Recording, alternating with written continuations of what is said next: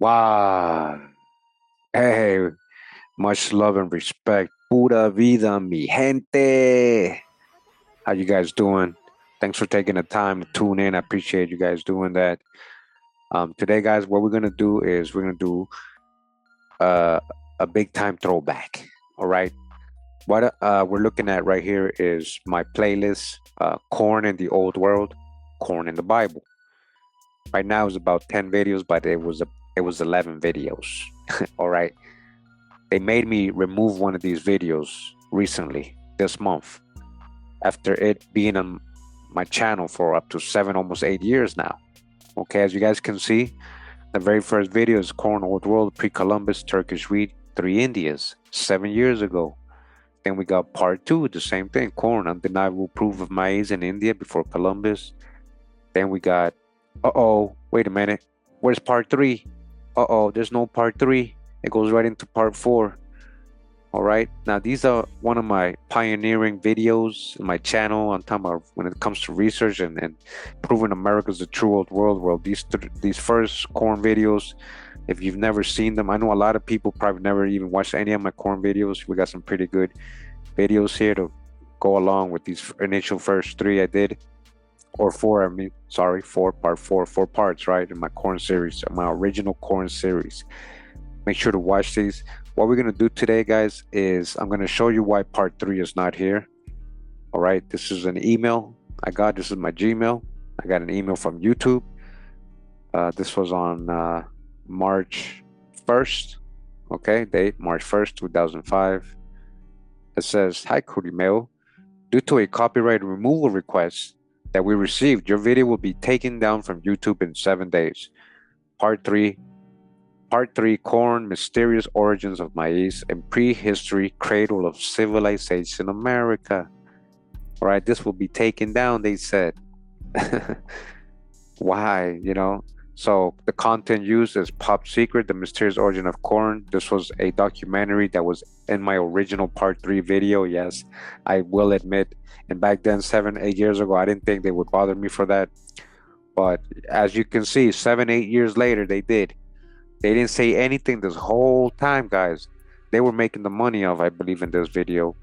I wasn't, they were monetizing it. Again, this documentary was a pretty big documentary they did, proving, how they, genetically altered Teosinte, the original corn, the ancestor of the corn plant, into maize somehow 9 to 10,000 years ago, right? That he was showing an ancient popcorn and all that. Anyways, that's why they gave me the copyright, and they told me, you got 7 days, right? Or we're going to remove it in 7 days anyways, and then we're going to give you a strike. So it says Bio Interactive wants to give you an opportunity to resolve your copyright issue before your video is removed and a copyright strike applied. What to do next? They told me, do nothing. You can wait for the removal request to take effect in 7 days. At that point, the video will be removed and a copyright strike will be applied to your channel. I was like, no, I don't want a copyright strike. I'm already going through YouTube jail. I got like 14 more days, 15 days, guys, left. You guys remember they gave me a copyright for that book I read that I had to take down and put it on my Patreon just because I read the introduction of a book. The author gave me a copyright, right? So it's all right. I'm almost done with that. I didn't want another copyright. So it says option 2, delete your video. If you remove your video before 7 days are up, your video will be off the site, but your channel won't get a copyright strike. Okay, so that's what I had to do, guys. That's what I did. And so since March 1st or the 2nd, whenever I read this email, I took the video down. So this video is no longer in the playlist. It's no longer on YouTube. And, to be fair, it wasn't just, the content they're saying that was in the whole video. There was a lot of other research there that I'm about an hour and a half still of research that I did on my own. So what I wanted to do is make sure this video gets put back. All right. So we're going to go ahead and watch it again. All of us, we're going to get it like it's the first time. If you've seen it, if you don't remember it, well, it's a good time to do a refresher. If you've never seen it, well, I think you'll enjoy it. And, we're going to go back in time. We're going to go back in time to the mind of Kurimeo 7 or 8 years ago, when we were still deep in the research, learning, trying to figure everything out. trying to prove to the rest of the world what I was finding out, that America's a truer world, and corn leads you right to that. Corn, if you follow the history of corn, it shows you that America's a truer world. And that's what my mind was on back then with this corn series.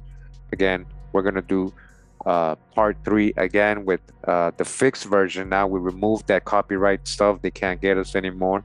All right, YouTube, again, so fair use. We're gonna go ahead and make sure that the corn series is put back number 3, and we're gonna get that like it's the first time right now. Hope you guys enjoy it. Again, it's me about 7 or 8 years ago, but I'm sure you'll enjoy the information.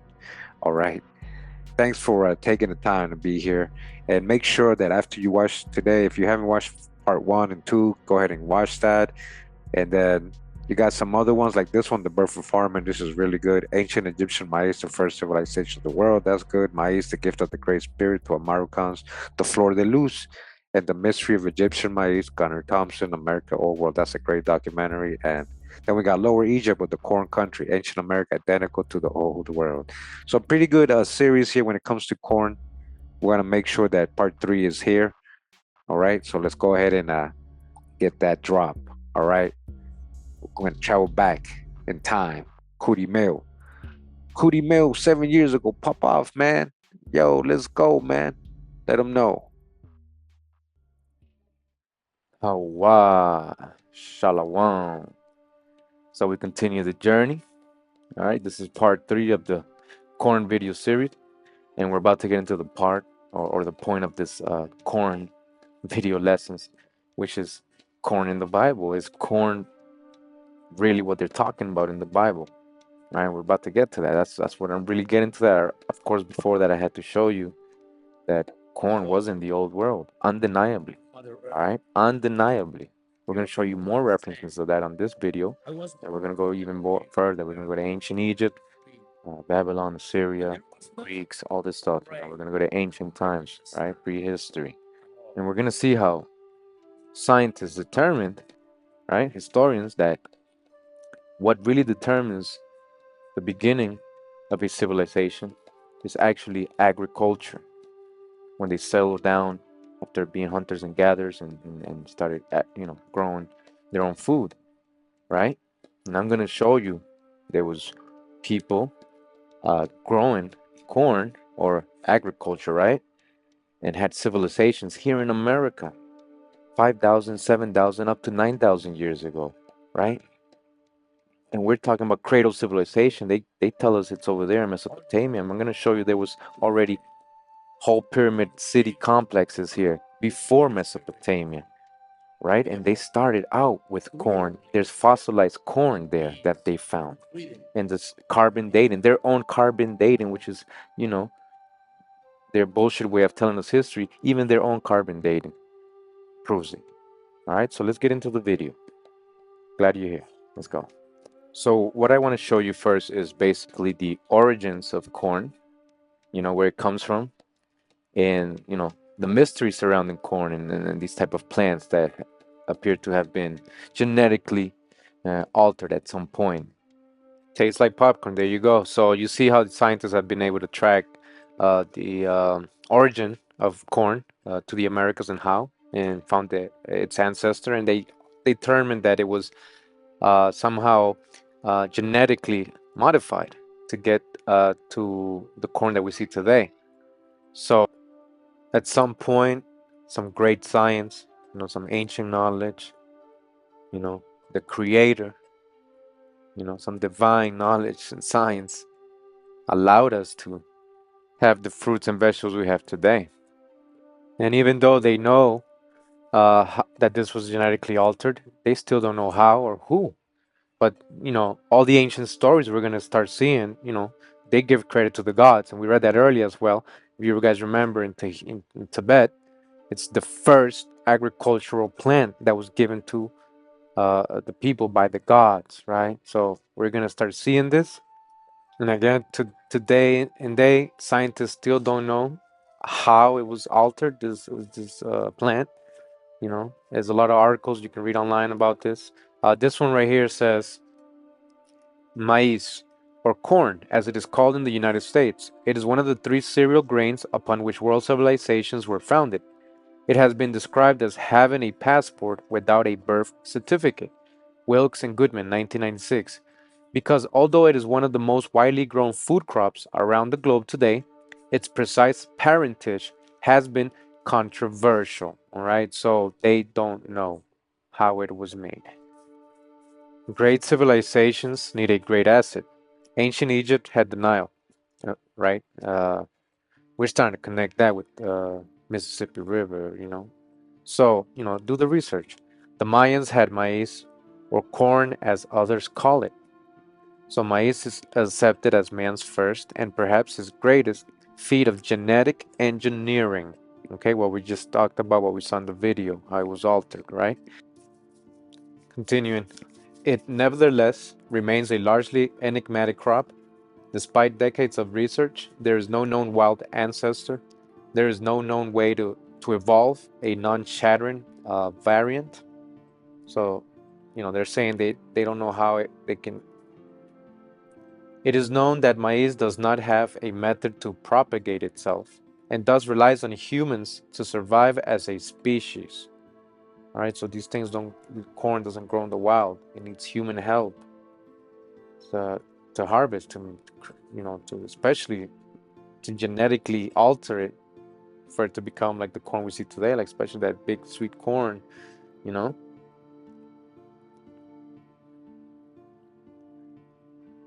Indeed, the human race, and definitely in the pre-Columbian New World, has entered into a powerful symbiosis with this cereal that has fed and continues to feed us. All right, so corn is very important to humans, not only, you know, ancient world or certain countries. It's important to most all civilizations, all humans. At DNA level, all major cereals, rice, wheat, barley, and maize, are very much alike. But maize is and acts differently from the rest. Left unattended, the other cereals will propagate themselves. Maize will not.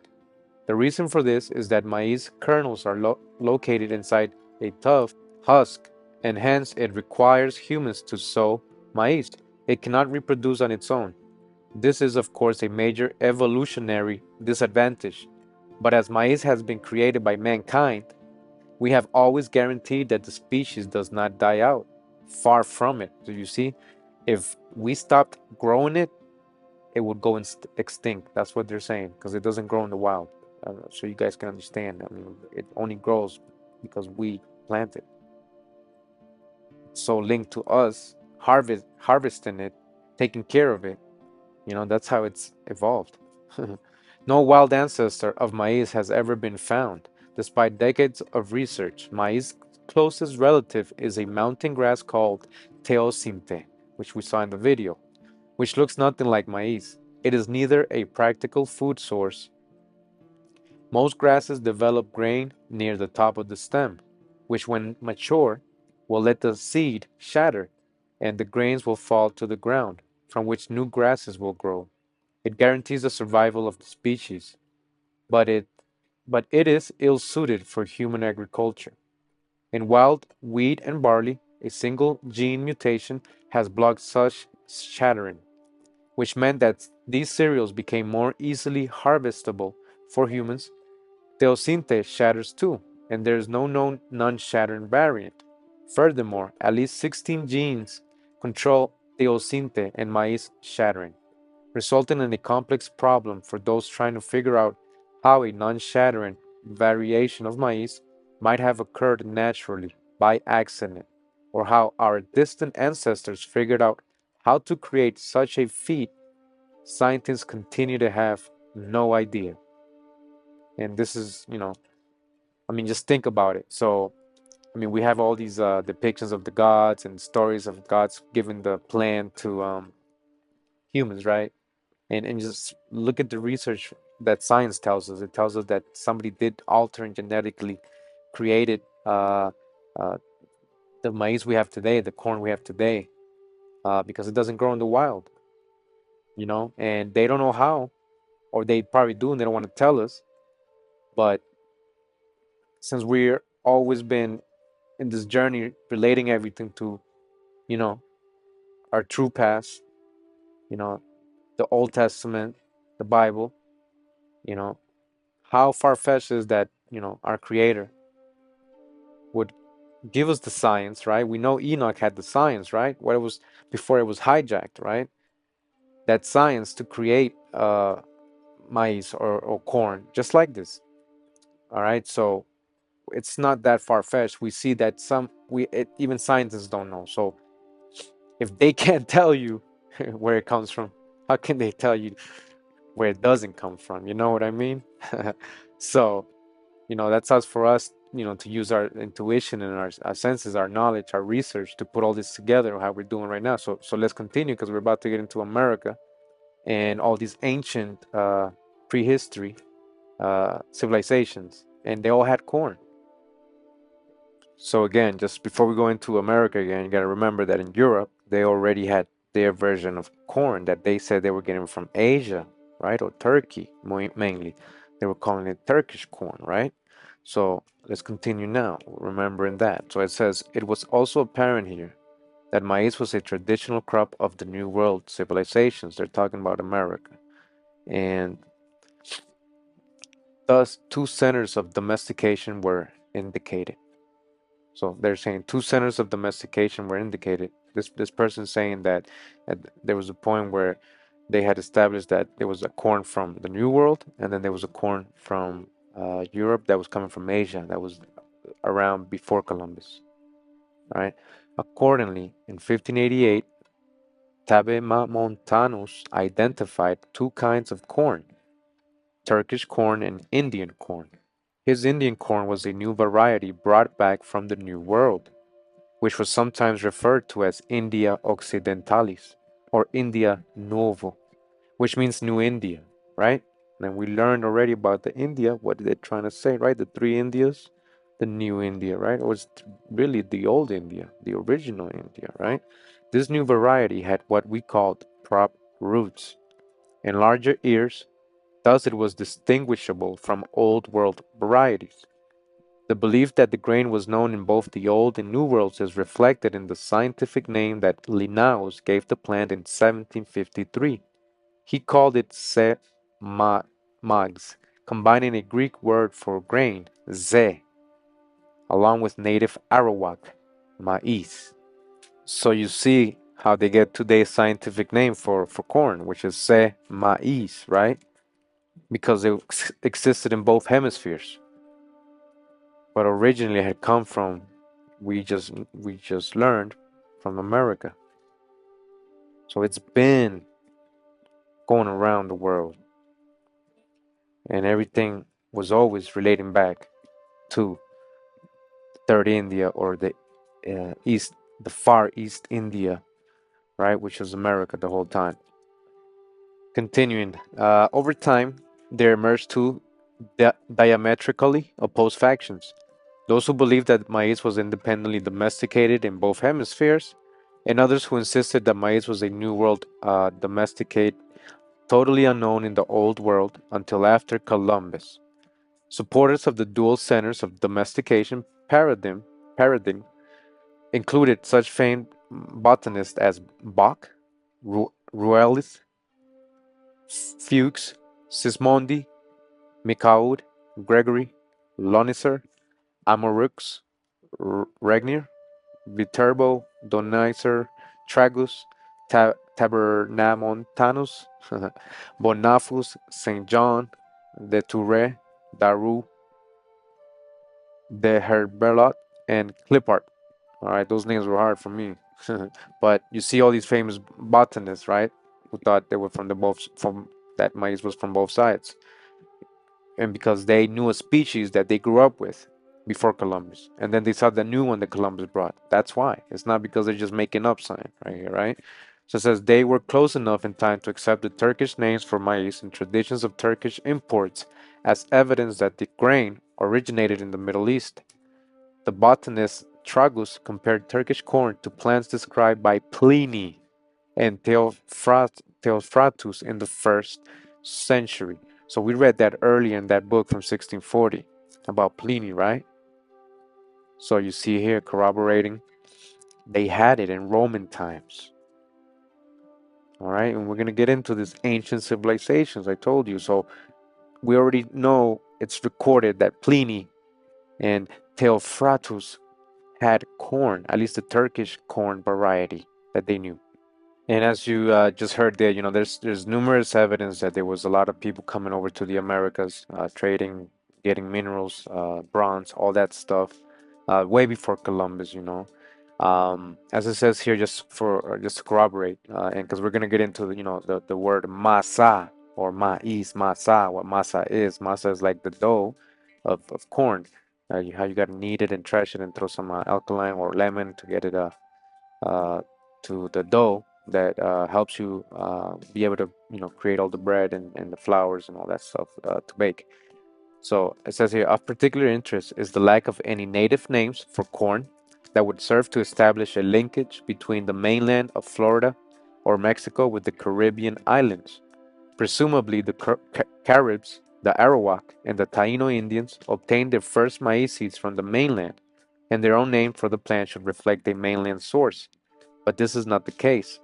As an alternative, Old World names for maize or flatbread should be considered. We have, for example, the Egyptian mizr, grain of Egypt, masa, dough or flatbread, Jewish masa, and Greek masa for flatbread. There is archaeological evidence in Thompson 1994 for seafarers from all of these countries visiting, mapping, and colonizing the Caribbean region prior to Columbus. Okay, Thompson 1994. Jeffries 1971, page 381, gives the following names for maize in India: Maca, Makai, Mecca, Sholam, Mocha Jona, Mecca Jola. He assumes that the terms involving Mecca or Makkah are referred to the Arabian city of Mecca, but they could be derivatives of the ancient Egyptian Masa or Masa. Ashraf includes the following for Hindu maize: Makkah, Rama, Kundrus, Junhari, and Hanta. We heard those names earlier. He traces these names back to Hindu medicinals, where the Sanskrit word Java Nala means reed like barley. Okay, so you see how the Greeks had masa and the Egyptians had mizr. Continuing says, Spanish archaeologists they have confirmed that maize was present in the Roman Empire. Again, Miguel Oliva found remains of the grain inside 3rd century silos at Ulastred, along the Mediterranean coast. Research if you like. This Indian maize was a marginal crop in Spain and Italy up to the time of Columbus. Spaniards called it pansio or panic grass. Again, we heard that earlier, and in Spanish we call like bread pan. So that's where So when we relate it to pan or bread, is because we are relating it to the old word for corn. Like a contemporary of Columbus, the famed historian Peter Martyr, compared panic grass growing around Milan and Granada to the New World plant maize that Columbus had brought back from Hispaniola in 1493. Martyr noted that the same kind of grain, the size of peas, was found in abundance among the Insubres, people of Milan, Italy, and the people of Granada. Continuing from this book here, it says, Indeed, no doubt can be entertained that maize was cultivated among the Americans. When P. Martyr and Sella John Dillary, Lyad, Torquemada, and others relate to us that the first Europeans who landed upon the New World saw there, among other marvels, a gigantic weed with long, smooth blades, elegant stem, and golden ear. And again, he's saying, indeed, no doubt can be entertained that maize was cultivated in America. Because remember, they're still debating where it's coming from. But he's saying that definitely they know that the New World or America had its, own species that was indigenous there.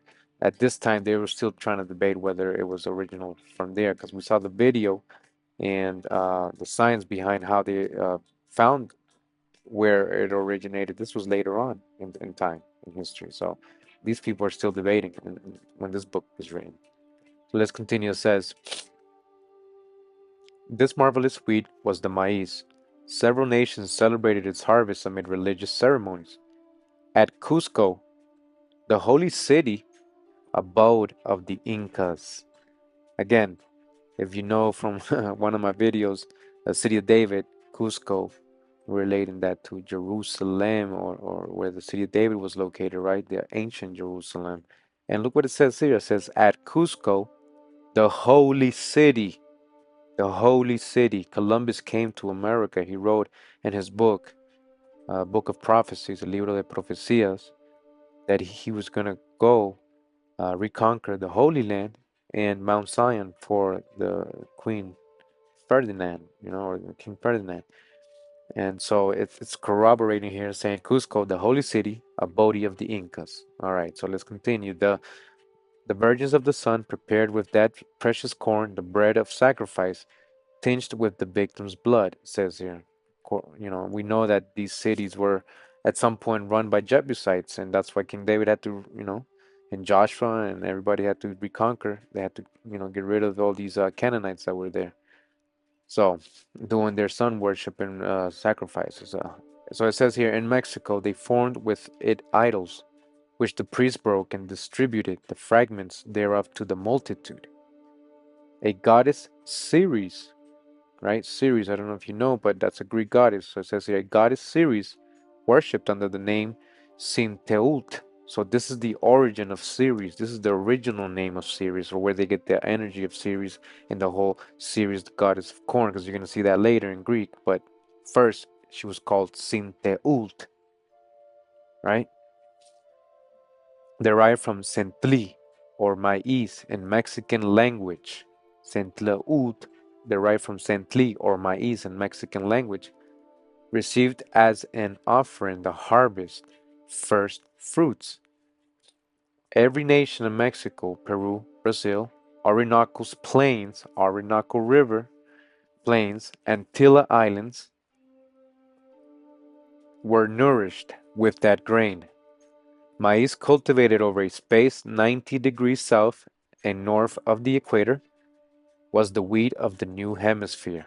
It was there used as money or standard of exchange, and the law among Mexicans condemned to death whoever stole 7 years of maize. And I think when he's referring to Mexicans, he's referring to the ancient cultures that were there, the Aztecs, or the Mexicas they were called, and all the other Quiche, Maya nations, Aztec nations that were there. Says here, Orthodox historians justify the fame and glory bestowed upon Columbus by reminding us through such grandiose exhibits of the mariner's illustrious achievements. The only problem is that maize cultivation was already present in Europe, Africa, and Asia many centuries before Columbus was even born. The antiquity of maize in Europe goes back at least to Roman times. During the first century CE, Pliny the Elder described several plants that were first domesticated in the New World. These included henbane, or tobacco, and maize, which Pliny called India millet. As early as the 16th century, Spanish historians Joseph de Acosta realized that that a maize-like plant was known to the ancients, the millet that came from the Indies into Italy.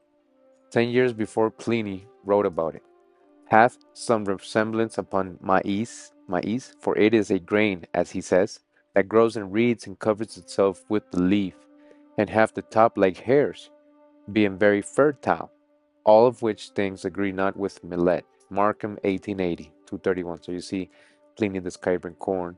Um, so you see Pliny describing corn, uh, you know, without a doubt, because it doesn't fit millet, all right, the description. So let's continue seeing already that, ancient times had corn. We're going to start seeing more and more. It says here from this work, or this book here from Joseph Francois Micod. It says he has written in 3 volumes the work entitled History of the Crusades. It's a popular book. Some very interesting information. On page 182 in volume 2, Micod writes about the enrichment of the fields and gardens of France and Italy by the introduction of some plants that were before that time unknown in Europe. What is absolutely amazing about this section of the history of the Crusades is that the exclusive American crop known as maize is mentioned on page 183. See the screenshot to the right. So it says here on the screenshot on the book itself, it says here, it begins, sent into his marquise, marquisate some seeds of maize, which had never before been cultivated in Italy. A public document which still exists attests the gratitude of the people of Montferrat. The magistrates received the innocent fruits of victory with great solemnity, and upon their altars called down a blessing upon a production of Greece that would one day constitute the wealth of the plains of Italy. Right. So it's, I guess they're talking about how they were given the plant maize and it helped their economy and agriculture, gave them food, and you know it says that one day it helped them constitute the wealth of Italy. So it's very important. It's recorded that it's been there. This is an American Indian corn they're talking about in this book. And on the right here it says the son of Domenico Casanueva, also known as Christopher Columbus. Cristoforo Colombo, and Cristobal Colon set out on an expedition to a land that had been known historically for thousands of years. So, a land that had been known historically for thousands of years, ancient Egypt, Atlantis, the East India, or the Far East, or the Third India. The writings of the Spanish conquistadors describe the mosques that were in Mexico in 1511. Mosques that were in Mexico in 1511, and you can also read about that in other books. I believe American Holocaust, how they when they got there, how they saw the temples and the buildings and the you know and the Aztec capital. These Spanish conquerors described the stunning towers and cities that were more beautiful than the cities of Spain. This goes against what most of us were taught in school. However, I will show you in Corn in the Bible that not only does the mention of corn in the Bible prove the Bible came to life in the Americas, but that there is ancient history of those lands that have been hidden for over 500 years. And this is from the great work of this person right here, Michael Wall, and his research into corn in the Bible. This book, as you see here, Corn in the Bible, which we're going to get into later, not the book, but the whole theory, you know, of corn in the Bible, as we've been reading all these verses so far in this video. Let the prophet who has a dream tell the dream, but let the one who has my word speak it faithfully. For what has the husk to do with the corn? Declares Hawa. Jeremiah 23:28. They should collect all the food of these good years that are coming and store up the corn under the authority of the Pharaoh, to be kept in the cities for food. Genesis 41:35. All right, now think about that. So why would tenured professors and encyclopedias say there's no evidence of maize in ancient Egypt? You need to think about that. I mean, is it that they didn't really know, or that they didn't want us to know? All right. I mean, there isn't obvious as why not, but if it's not obvious to you yet, we're going to get into all the evidence or historical, and of course, we're going to relate that to the Americans, right? Because we know the ancient Egypt or ancient Egyptians were in America. You know, Atlantis, as the Greeks called it, ancient Egypt was America. All right. So let's just start here because this is going to corroborate this article here from Peru regarding the study of maize there.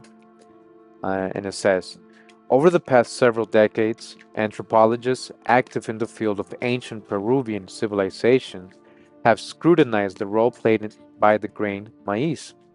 This may seem like rather an odd thing to be scrutinizing, but how a civilization feeds itself has a remarkable impact on how it develops. Ancient civilizations that became dependent on farming, such as Egypt and China, established permanent settlements. So, farming was very important in Egypt and China, right? The consequence of this was the development of traits that we attribute to a civilization. such as monumental architecture and organized religion.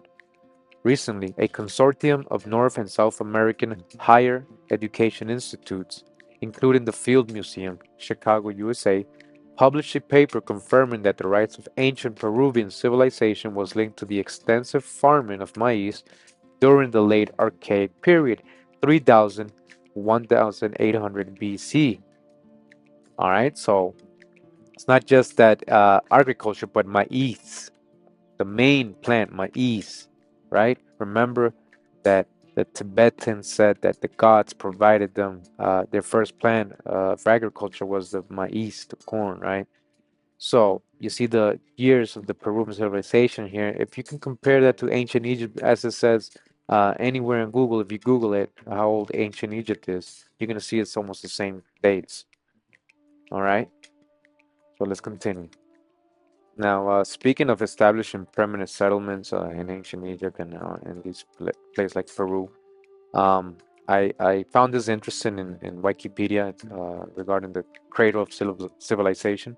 I want to read it to you guys. It says, historic times are marked apart from prehistoric times, when records of the past begin to be kept for the benefit of future generations, which may be in written or oral form. Oral, right? Just like the natives, oral form.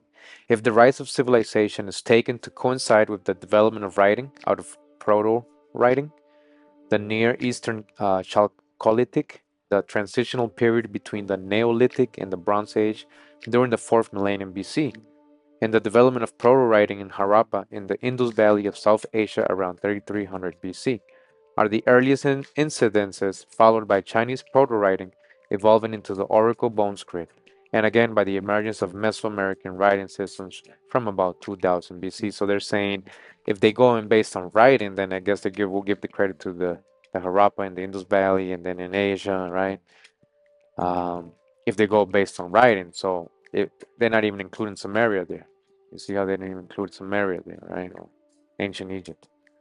All right, so now continuing, it says, in the absence of written documents, most aspects of the rise of early civilizations are contained in archaeological assessments that document the development of formal institutions and the material culture. A civilized, in parentheses, way of life is ultimately linked to conditions coming almost exclusively from intensive agriculture. All right, so again, it says it is contained in archaeological assessments, right? That a civilized way of life is ultimately linked to conditions coming almost exclusively from intensive agriculture. So, in reality, the rise of a civilization is based on their agriculture. And we have a lot of these civilizations saying that corn, or showing, depicting corn as the gift of the gods, or the first grain or first plant they uh, harvested and grew and harvested, right? And continues says Gordon Childe defined the development of a civilization as a result of two successive revolutions: the Neolithic Revolution, triggering the development of settled communities, and the Urban Revolution, which enhanced tendencies toward dense settlements, specialized occupational groups, social classes, exploitation of surpluses, monumental public buildings, and writing. Few of those conditions, however, are unchallenged by the records. Dense settlements were not attested in Egypt's Old Kingdom and were absent in Maya area. The Incas lacked writing altogether, and because they had oral history, right? And often monumental architecture preceded any indication of village settlement. For instance, in present day Louisiana, researchers have determined that cultures that were primarily nomadic organized over generations to build earthwork mounds at seasonal settlements as early as 3400 BC. Rather than a succession of events and preconditions, the rise of civilization could equally be hypothesized as an accelerated process that started with incipient agriculture and culminated in Oriental Bronze Age. So, what was first? Agriculture. Agriculture. We're going to read how important this agriculture was for the ancient Egyptians, which were the Native Americans or people that were living in America. all the tribes, the different tribes there, right? Not all of them were of Israel, right? So, but Israel lived among the Canaanites, Moabites, Amorites, and all the rest that are in the Old Testament that Joshua and David had to cleanse from these holy places, right? So now let's continue knowing this. We know that agriculture is the rise of civilization. And again, we saw the date of the civilization in Peru was 3000 BC. We're seeing that it says here that they generations were basically building earthwork mounds at seasonal settlements as early as 3400 BC. So there's people in Louisiana, America, in 3400 BC creating monuments, these pyramids, right? 3400 BC, they call them monuments, they're pyramids, right? In 3400 BC, again, look up the date for the rise of the ancient Egypt according to encyclopedias and Wikipedia and all that. You'll see it's basically the same date. I think they say 3500, 3400 BC. So again, in order for people to gather, say, hey, let's get together, let's start building a civilization, let's start growing, right? Because that's what it is, right? Let's get together and create agriculture. Let's start farming, let's settle down, and let's build these huge pyramids, these temples, right? That takes a lot of time. So even before 3400 BC, they were already getting established even before that. So because there's a process to all this, right? You can't just say, oh, let's build a mound, don't know how to build it, right? You got to learn the science behind it. That takes time. So continuing with the mounds here, it says here, no one could envision how ancient Americans could have built the mounds and earthworks without a reliable food source. Most assumed that this crop system would be based on the same system of food production seen across the Americas, the three sisters of corn, maize, semi-maize, beans, and squash. When Europeans first arrived, the three sisters were prevalent among the northern Iroquois and Algonquins, the southeastern five civilized tribes, the southwestern Puebloans, and throughout Mesoamerica and South America. Yet, even by the mid 20th century, there was no concrete evidence supporting this assumption for Ohio Hopewell. Then, in the first major excavation at an Ohio Hopewell habitation, a couple of carbonized corn cobs were recovered in a sealed midden context that seemed to solidify the case for Hopewellian maize agriculture. This excavation was conducted in Ross County by Olaf Prüfer in 1963 at a site he called the McGraw site. While the legitimacy of the cobs has been debated, at this time they do seem to represent real examples of Ohio Hopewell corn. However, what has failed to materialize is widespread evidence of an intensive maize agriculture, according to them. So you see how they were able to find these corn cobs in these mounds. And we saw earlier, 3400 BC, they were already growing and building mounds. They were growing corn and building mounds in 3400 BC. All right. And he mentioned depictions of corn in ancient Samaria. So, I mean, when you start really looking for it, corn in these places, you start really finding it. So, you start noticing that it's actually a major part of their religious symbology. And always, like in other cultures, the gods, of course, is giving it to them, right? In this case, we see here Thoth, okay, the eagle, right? Marduk, whatever he's called, is giving them the corn from the tree of life, as they call it.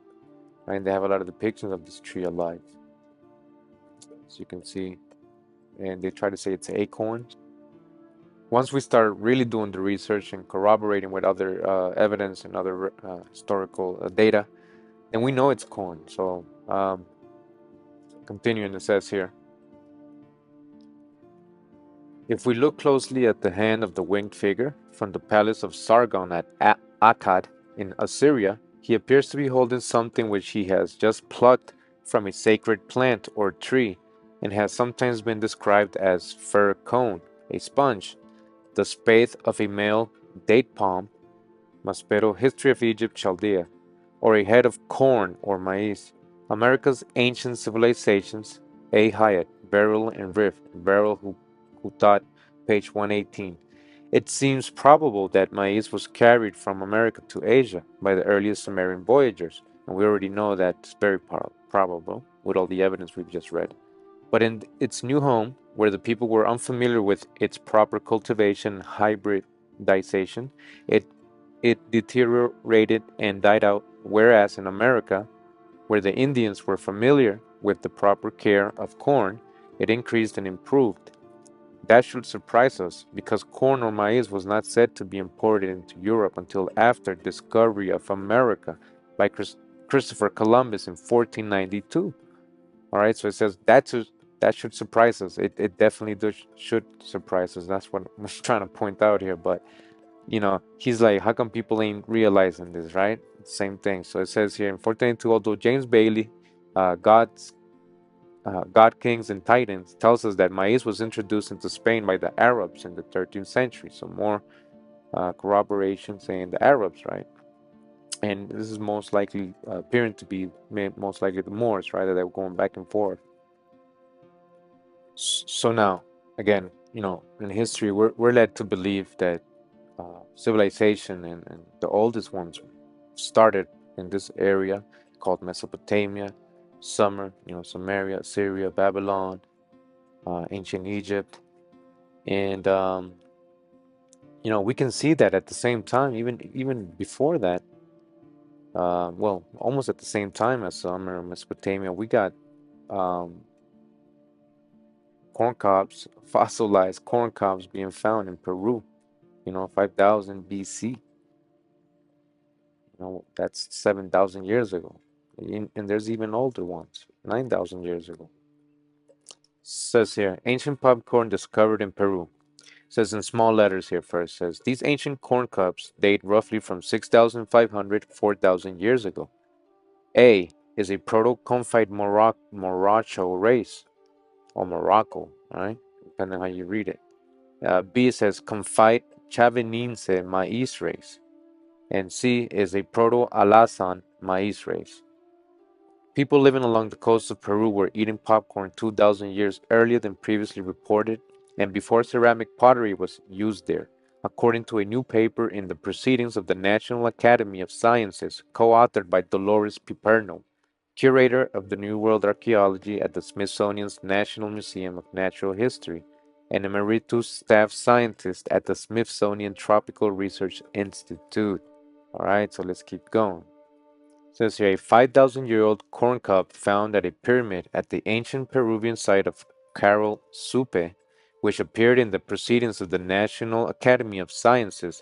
Haas' team of researchers examined and evaluated ancient microscopic residues of maize in the form of pollen, starch grains, and phytoliths, plant silica bodies found in soil on the stone tools, and in coprolites from ancient sites used in 212 instances where carbon 14 dates were obtained. They focused on 13 desert valley sites of Pativilca and Fortaleza, north of Lima, where they found broad botanical evidence that indicated extensive production, processing, and consumption of maize between 3000 and 800 BC. Coincides with the last Nakata tree, right? If we remember the ancient Nakata periods.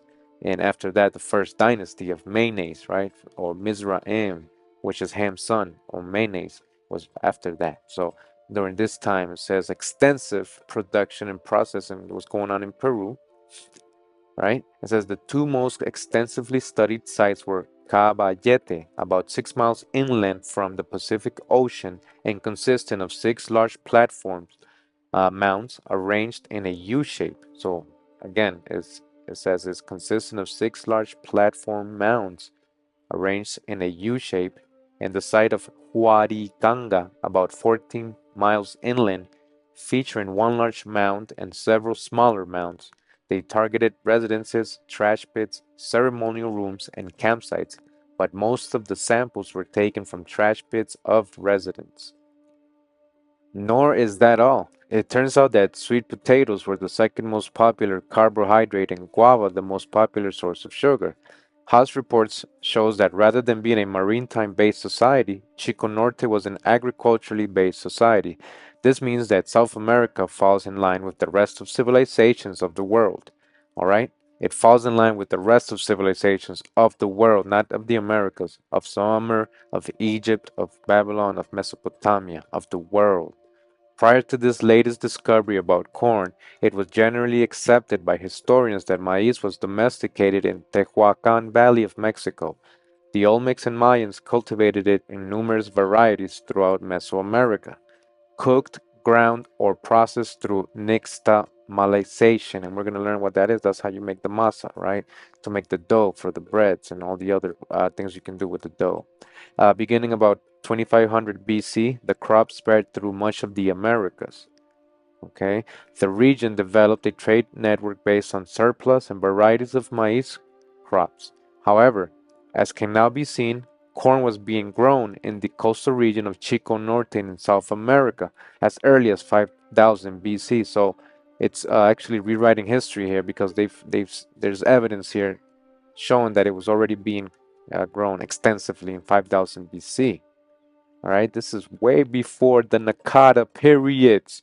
All right, way before Nakata periods, in line with Sumer Mesopotamia, even possibly older. And you're telling me, all right? Remember, agriculture starts out. I mean, civilization starts out with agriculture, right? That's how they have come down to summarize the start of civilizations.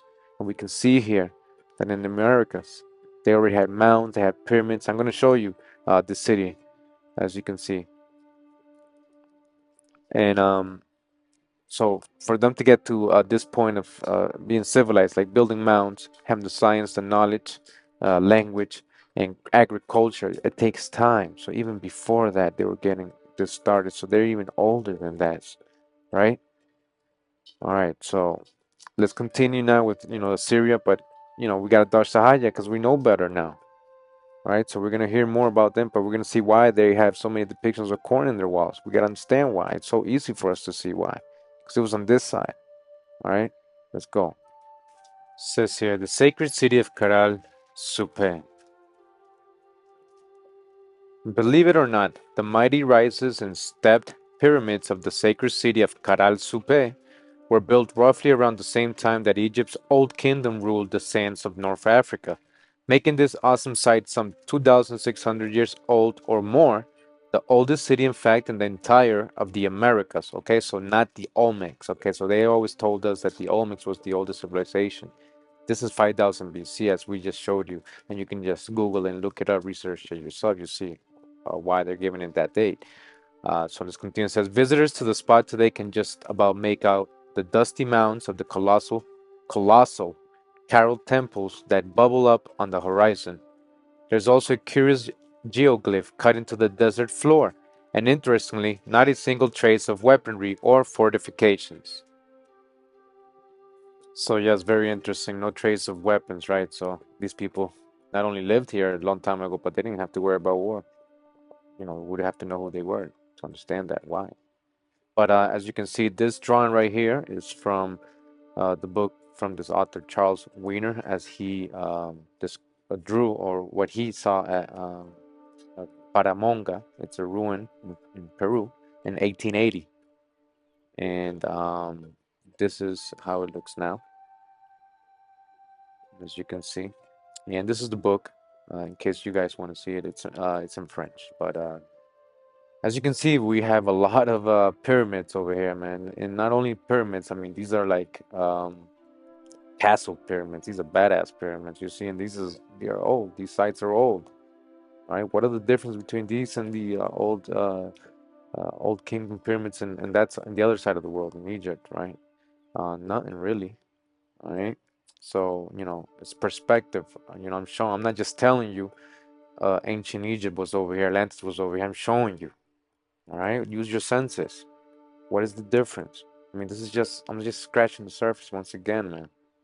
And even all my videos, it's little by little, we're gonna start seeing more and more evidence, all right? But you guys gotta start using your senses and perspective. All right, so it says here from the Smithsonian.com. It says for decades, school children have learned that civilization has four ancient origin places: Mesopotamia, Egypt, the Indus Valley, and China's Yellow River.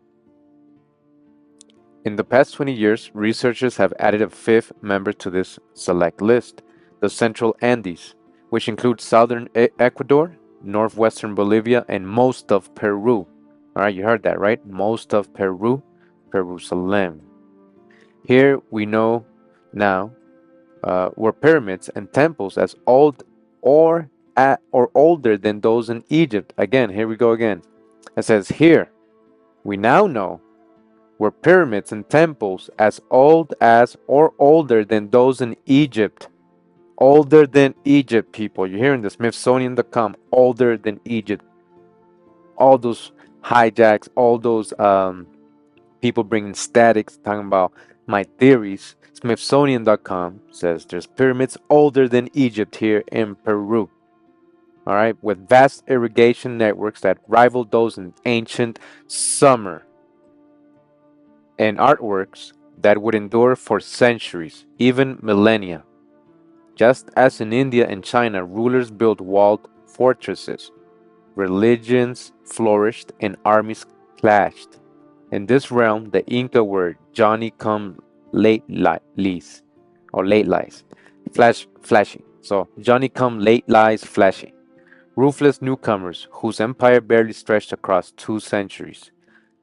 It says here, left unattended, the asphalt paths of the U.S. interstate highway system would disappear in a few decades, but hundreds of miles of the Capac Nan, paved with heavy stones linked by suspension bridges that had not equal in Europe or Asia, engineered with astonishing care, remain despite centuries of neglect.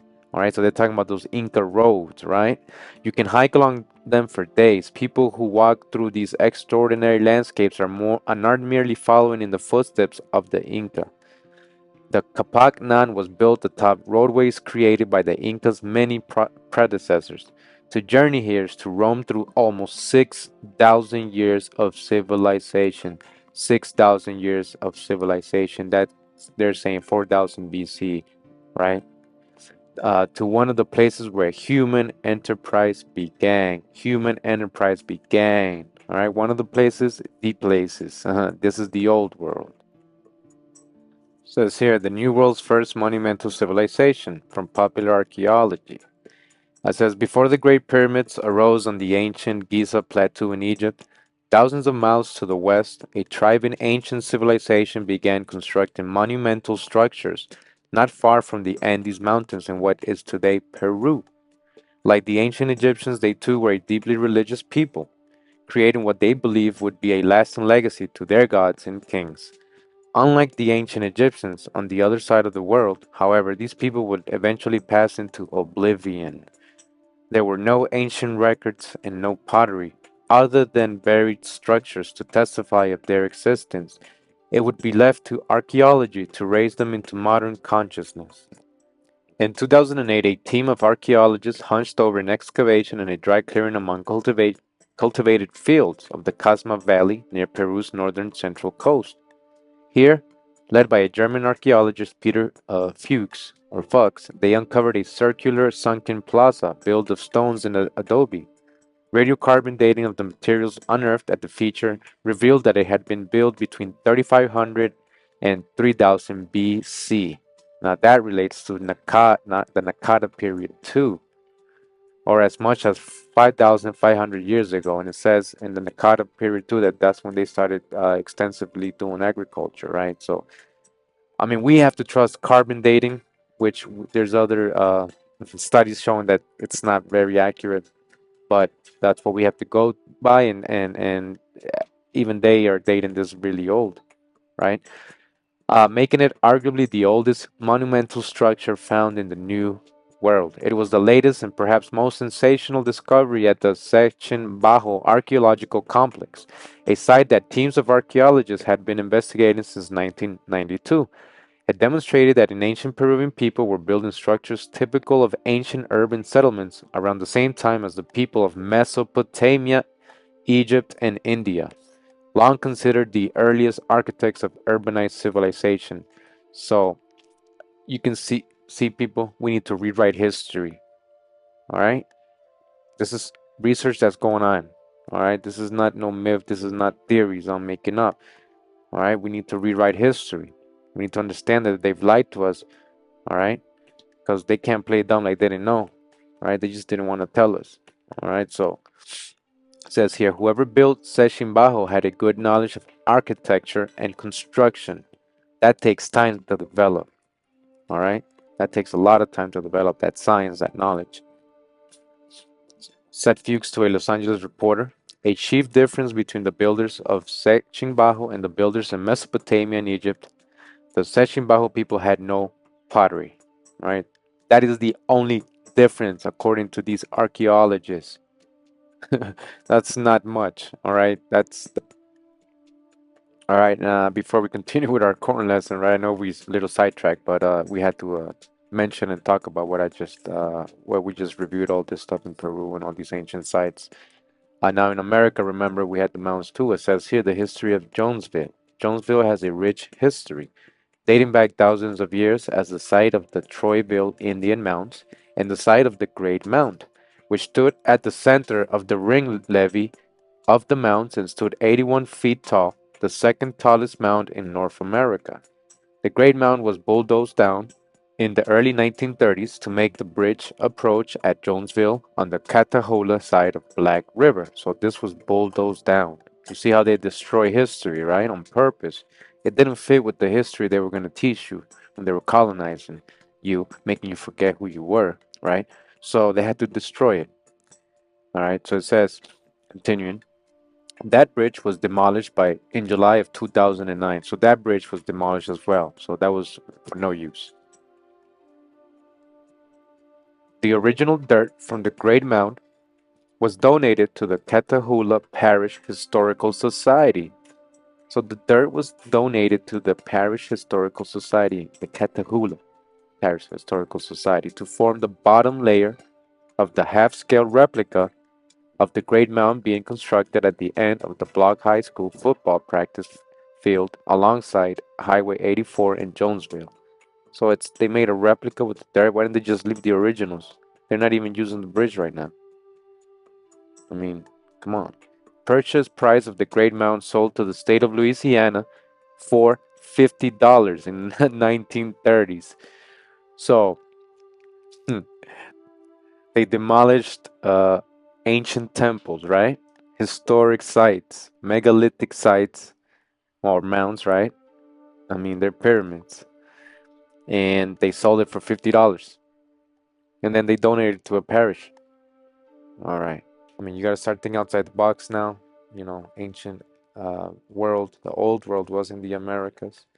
I mean, we got all this in the pottery, in the walls, depictions of corn, and all these temples and all these places in that world, the so-called old world. There's no evidence of cops over there because they were depicting what happened before them. You know, just like the Hindus holding the corn there, they're depicting what happened before them. The gods, right? The time of the gods. That was ancient times, prehistory for them. They're talking about the old world, the Americas. All right, so Mr. Thompson was just showing this Warka vase, as it's called. As you can see here in the bottom, is where you would find the maize or the corn, right? Depiction, and this is in the other side of the world, right? This is very old, according to their chronology, right? And this is how it looks, you know, if it was painted, right, with the colors in the bottom. You can see the corn. That's how Mr. Thompson was describing it in the video. And that's how they appeared in the Babylon and Syria. That's how they look in Uruk and all those places. Says here, in order to trace maize paternity, botanists led by my colleague John Dobley of the University of Wisconsin rounded up more than 60 samples of teosinte from across its entire geographic range in the Western Hemisphere and compared their DNA profile with all the varieties of maize. They discovered that all maize was genetically most similar to teosinte, type from the tropical central Balsas River Valley of southern Mexico, suggesting that this region was the cradle of maize evolution. So the cradle of maize evolution, we saw that agriculture is basically what helps create civilizations and for people to settle down. So as you can see, the cradle of maize evolution is over here. So agriculture, right? So the cradle of civilization, actually, you know. So you see how they have cradle here in parentheses, right? So they're not gonna tell us straight up the cradle of civilization. They're gonna say the cradle of Maize evolution, but you know they teach us that Sumeria, Mesopotamia is the cradle of civilization.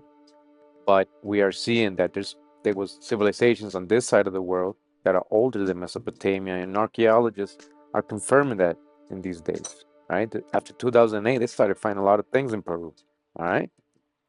So let's continue. So it says, furthermore, by calculating the genetic distance between modern maize and Balsas teosinte, they estimated that the domestication occurred about 9,000 years ago.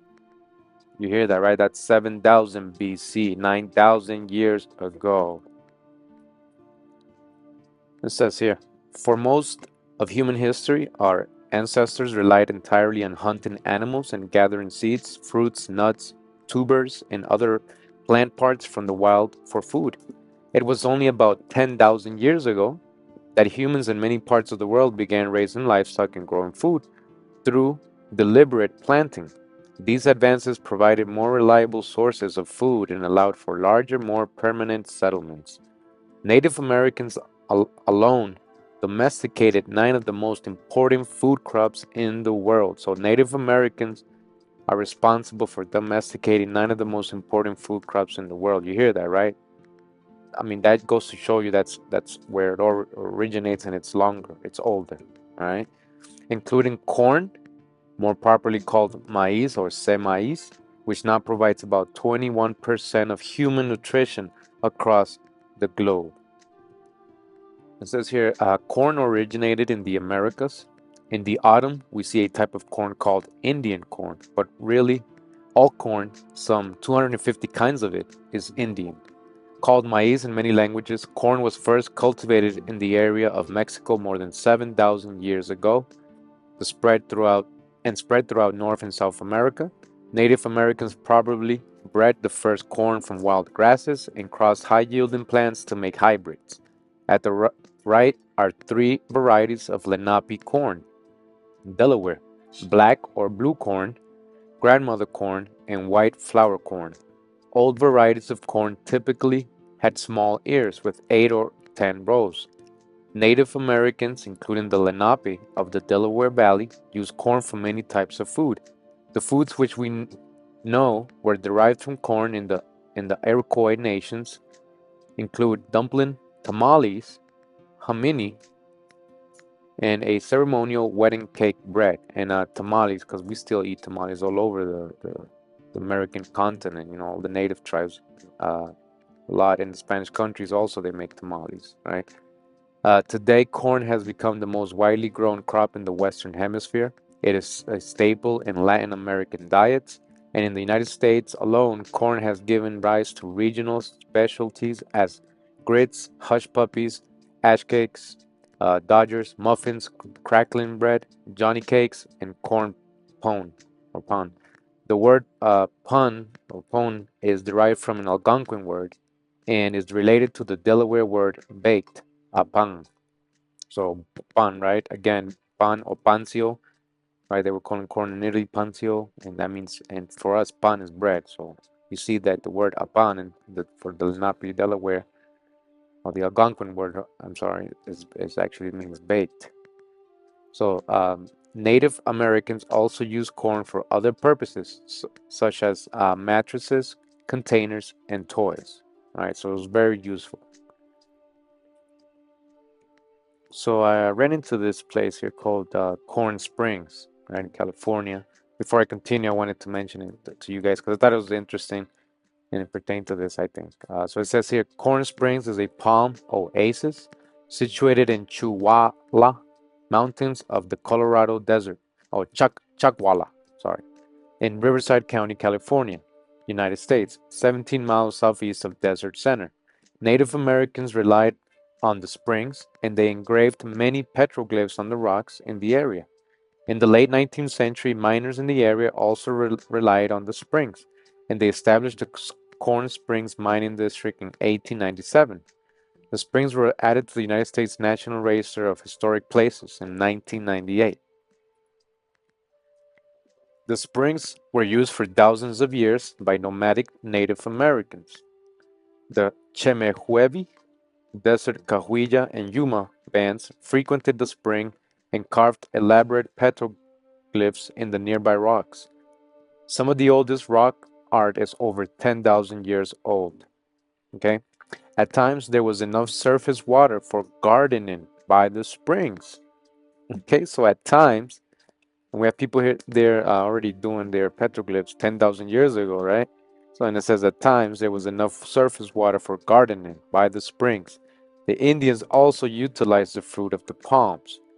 Early white visitors found feral corn plants in the vicinity. Now, I don't know what they mean by feral, because feral is like savage or wild, but usually pertaining to an animal.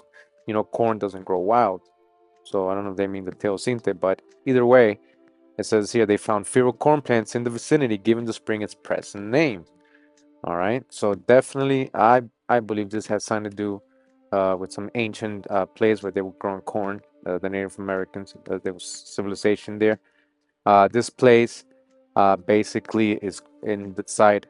If you don't know, Joshua Tree National Park in California, Joshua Tree also very significant, I believe. I mean, we know of Joshua in the Bible, right? We know that if you saw my past video, Moses in America, yeah, you would see that Mount Nebo and all that, and Deuteronomy 34 is right there in the vicinity of Utah. So not too far away from here in California, this spot right here. So Joshua Tree National Park, and it's really old. So hey, we know that Joshua. There's a lot of verses in the Bible, and Joshua, especially in the book of Joshua, a lot referring to corn. So hey, you link it up, we link it up. We'll see, but I think so. So let's continue.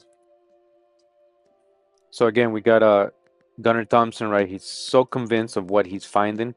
He's realizing exists in these historical drawings and records, in the pottery and everything he's finding in these museums, that maize existed, or that these people knew of maize. That he's saying that, you know, it was in Egypt back in those times, and that they were traveling back and forth on ships like nothing. But there's hasn't been found any fossilized, you know, corn like we have in Peru and the Americas, all over, right?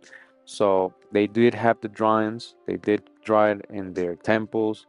But again, they're telling a story. All right, they're just telling a story in these hieroglyphics. Right. So it says here, amazing horizons. A stunning discovery will change everything most people believe about the origins of Western civilization. It may well change everything we imagine about human destiny. It can now be revealed that Indian corn blossomed with equal vigor along the shores of the Nile River. We're relating this with the Mississippi and the Gulf of Mexico at the very dawn of history. This phenomenally prodigious cereal plant gave struggling humans everywhere a new freedom from the chains of barbarism, because it gave them a reliable source of food. So, corn seems to have been the main uh, agricultural plant that helped these nomadic people settle down and create civilizations. All right.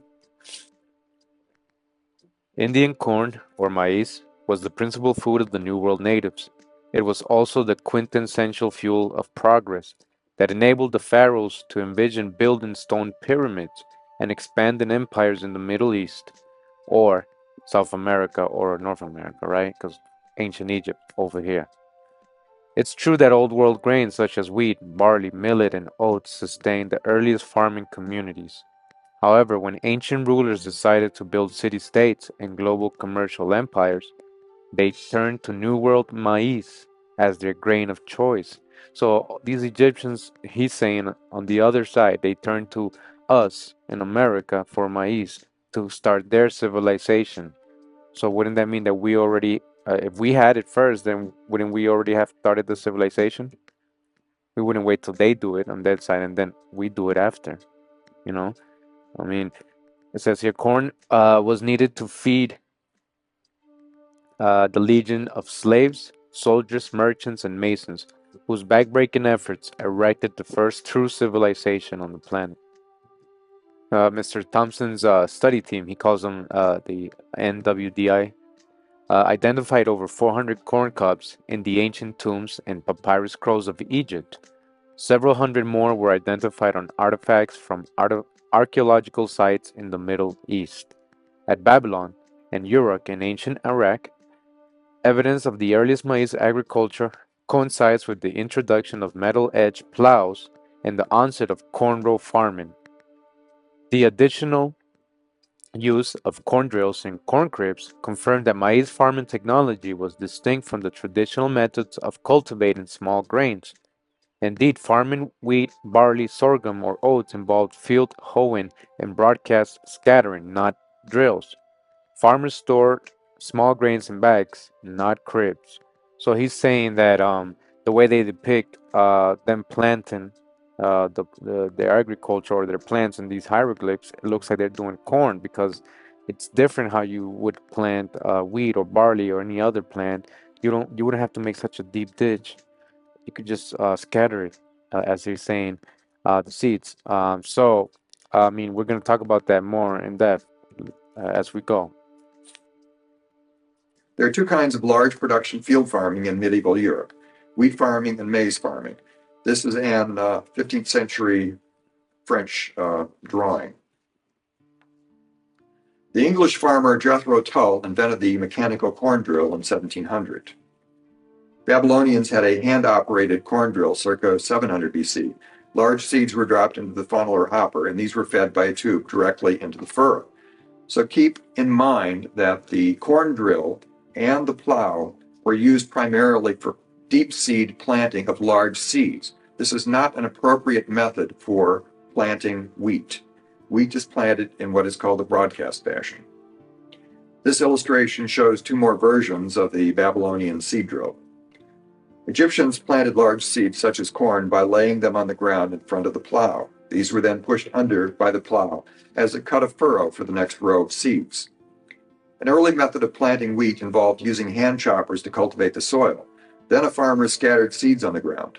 Throwing handfuls of seeds across the ground was called the broadcast method of sowing. Finally, goats were driven across the field to drive in the seeds. In this Egyptian mural, a farmer scatters seeds after the field has been plowed. Next, a team of goats would be driven across the field to drive in the seeds. The broadcast method of planting resulted in a thick stand of short wheat plants. We see more evidence that Egyptians were farming maize by the nature of the granaries that are often portrayed in the tomb murals. In this example, the granary has a corn crib and a stack of corn cobs that are still in the husk. Seed corn was typically stored while still in the husk. Egyptian women are shown in murals carrying seed bags and scattering seeds with their right hands. So the large flat floodplain along the margins of the Nile River was ideal for planting maize. Each year during the inundation, the Nile River deposited a thick layer of highly fertile soil over the surface. After the river receded, surveyors checked the alignment of marker stones that identified the boundaries of the farmers' fields. Then the laborers went to work using plows to turn in large seeds that are carefully placed in front of the plow. This method of corn row farming is clearly seen in the Amarna tomb mural of Werni at 2350 BC. It says corn was planted in rows that were about 1 cubit apart. This space provided sufficient room for the leafy maize plants to grow, and it provided room for the farmers to cultivate the soil and to harvest the crops. The method of using rows that were spaced so far apart was only appropriate for maize farming. It was not used for planting wheat. Wheat crops were grown in drier soil, and they grew like a grass in very close proximity that resulted in shoulder-height stands of wheat. Corn rows, on the other hand, typically grew above the farmers' heads, and this is what we see in papyrus illustration from about 1200 BC. In this case, the single maize pod extends from the end of the stalk. This top crop variety of maize was once the most common kind of corn in both Mexico and Babylon. Okay, so he's saying that this particular maize with the corn on the top is what they're seeing in the hieroglyphs a lot in ancient depictions in Babylon and Assyria, right, and even in Mexico and Peru. By 2600 BC, Pharaoh Snefru sent a huge expedition overseas to an unknown destination, says here.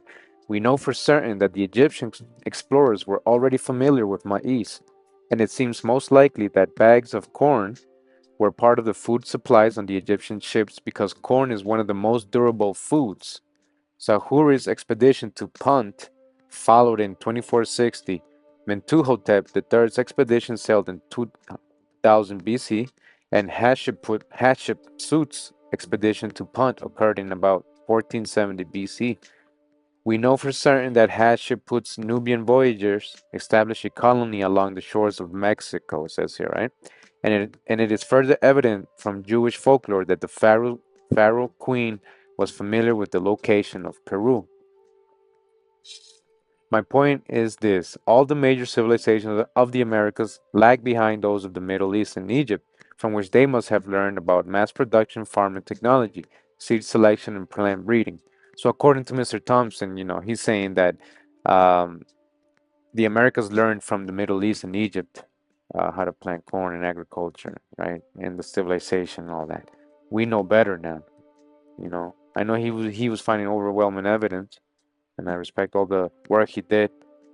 But we're linking it up with new evidence, with new information, with what we remember, what we know of our people from the past, right? What's written in historical records, and I'm going to continue to talk about that right now. So let's go. Continuing on ceremonial occasions celebrating the resurrection of Osiris, god of the dead, there was a special kind of corn that was served to royalty and to priestly participants. An earthen effigy of the god was impregnated with corn seed, and it was then watered for several months until immature cobs appeared at the very tops of the stalks. These cobs are almost spear-shaped. They certainly look nothing like immature wheat plants. Probably the immature plants were eaten as a fruit. Because of this stage of arrested development, they would have been very sweet and succulent. This delicacy is probably the food that has been referred to in Egyptian texts as the corn of Osiris. All right, so we're going to get into now mythology and the religious aspects of corn in Egyptian history, and you're going to see that, not only there, but in Babylon and the Greeks and even in the Americas, of course, with the corn gods and the corn goddesses, the maize gods. It's very important as well over here, and it's very religious symbol on this side of the earth as well. So let's go. This corn was eaten at almost every Native American meal. Corn, also known as maize, was an important crop to the Native American Indian. Eaten at almost every meal, this was one of the Indians' main foods. Corn was found to be easily stored and preserved during the cold winter months. Often the corn was dried to use later. Dried corn was made into hominy by soaking corn in water until the kernels split open. These would be drained and then fried over a fire. American Indians would also ground corn into cornmeal. They would use mortars and pestles made from either rock or wood. Corn was placed into the hollowed out mortar and then pounding the corn with the pestle. This would grind it up into a powdery form.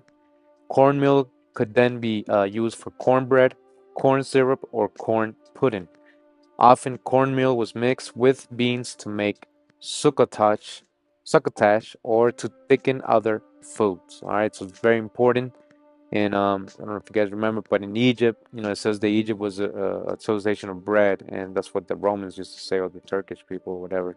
And what bread? Now that we know that we can make corn bread and dough out of corn, and we see that Egyptians uh, grew corn heavily. The ancient Egyptians or the ancient Americans, all right, same thing.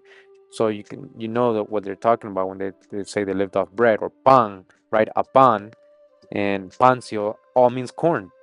It turns out that it all means corn. The original words for these people referring to corn. All right, so let's continue. And it says here, Old Kingdom and Middle Kingdom maize cobs, 2500 BC to 1781 BC. It says a mural from Amenemhet's tomb, 2000 BC above, or the one you're seeing right now, is presently in the Cairo Museum. The food display on the right includes a typical maize cob, painted yellow with green husk leaves. Gotta picture it because this is black and white, but Pharaohs and the wealthy ate immature sweet corn as a fruit. So immature, meaning they ate it fresh out of the plant. All right, remember that. Fresh out of the plant.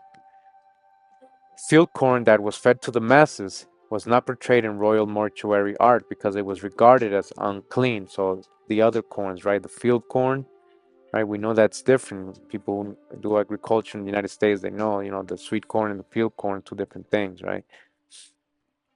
Continuing, a new kind of sweet corn, the corn of Osiris, became popular during the New Kingdom as a magical food of immortality. It came from the Western Duat, or paradise. Wow. So it came from paradise, right? The promised land, paradise.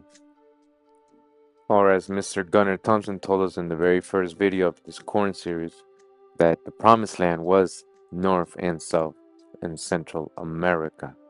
America, the old world. All right, this is the end of part 3. Stay tuned for the last part 4, which is coming up, and we're going to get into basically what I've been trying to get into the whole time. I just had to talk about all these things we've talked about in the last 3 videos, but we're going to talk about corn in the Bible.